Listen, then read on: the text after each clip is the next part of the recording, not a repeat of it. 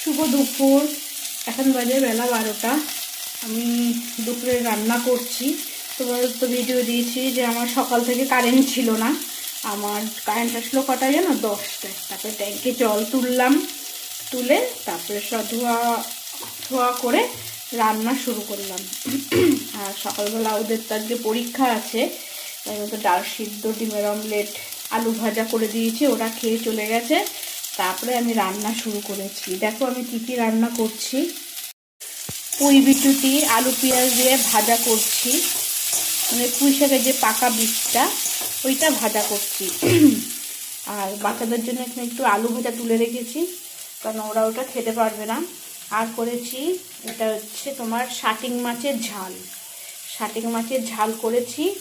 আর এই যে এখানটায় আছে ডাল সিদ্ধ, আর এটা কালকে একটু শাক ভাজা আছে। আর এইখানটায় আছে পুঁই শাক, সরি পালং শাক।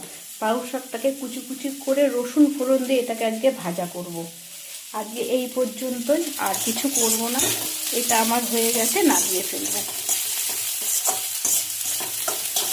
আজকে বাবা জলের জন্য যা মানে কষ্ট পেয়েছি বলার মতো না।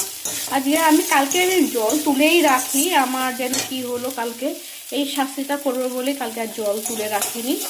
যাই হোক, আজকে আমি তাড়াতাড়ি করে বাদ বাকিটুকু করে ফেলি রান্না।